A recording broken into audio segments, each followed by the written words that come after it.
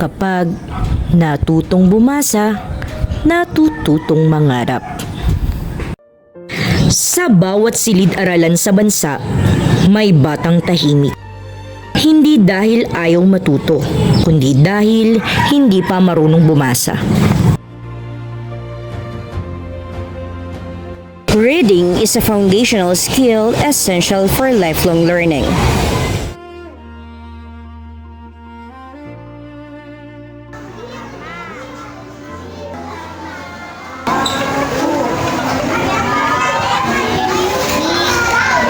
Unang baitang, natututo ang bata ng tunog ng titik. Dito nagsisimula ang paglalakbay sa pagbasa. Magaling, ulitin natin. Basahin, responsable. Responsable. Maaasahan na kapitan na namumuno sa isang barangay. Maaasahan na kapitan na namumuno sa isang barangay. Palakpakan natin ating mga sarili. Nagpapasalamat po ako na may programa ang lesson kagaya ng aral program dahil natutulungan po nila ang mga bata na hindi pa masyadong marunong magbasa na matutukan sila sa school para matuto pa rin po magbasa. Tinuturuan ko po sa pagbabasa at sa mga gawain. Sana pagpatuloy mo ang pag-aaral. Anak, basahin mo ito. Mahirap sa isang bata ang hindi marunong magbasa. Bilang isang guro, paano po kayo nakakatulong sa mga bata? Sa pagtuturo ko po ng mahigit 24 na taon, dapat may sapat na kagamitan tulad ng aral board ko. Malaki po ang naitutulong nito sa mga bata. At kailangan din natin maging matyaga at dapat natin maitanim sa kanilang isipan na kayang-kaya nila at magaling sila. Higit sa lahat, asal at disiplina ang kailangan nila para sila ay mabilis bumasa. Matuuna sa lahat, iniisip ko na tayo ang tagapagtanim ng kinabukasan. Reading is not just a subject. It is the bridge to all learning. In Filipino, in English, and in life. Sasama.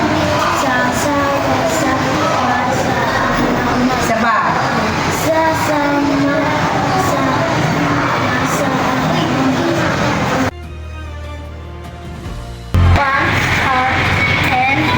Ano ang aral sa kwento? Jello!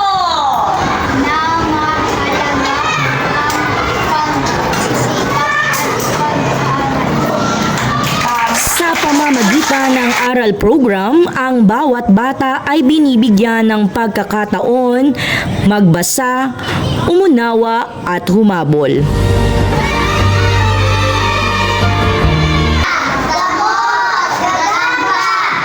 Yoyo, masaya. O yaya, lelo. Malasakit, mahaba ang pasensya, at tulong ng reading tools. Ito, tulad dito, aral workbook. Sana madagdagan pa. Hindi lang libro ang ginagamit namin. Meron kami umaawit, naglalaro, kwento at galaw. Ginagawa namin masaya ang pagkatuto para mahalin ng bata ang paaralan. Bakit hindi pa rin kayo marunong bumasa? Marunong ka na? Very good. O sino hindi pa marunong bumasa? Bakit? Anak, ngayong marunong ka nang magbasa, marami ka nang matututunan.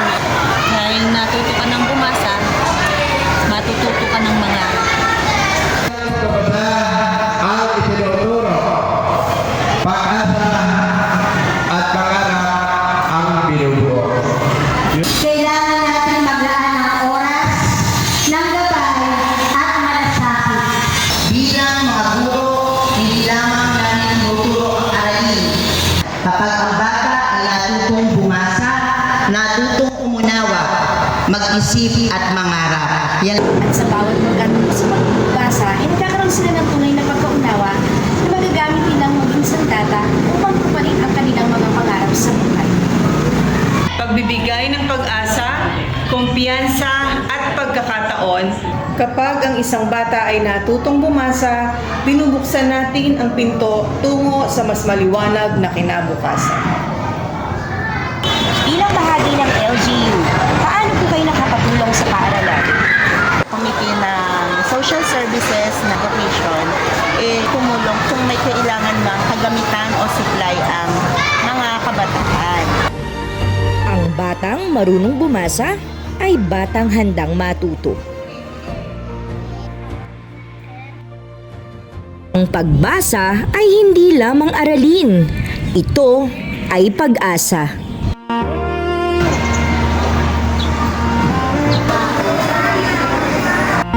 Ako po si Yel Pagkot. Sa Dayap ES, naniniwala kami, ang pagbasa ay karapatan ng bawat bata.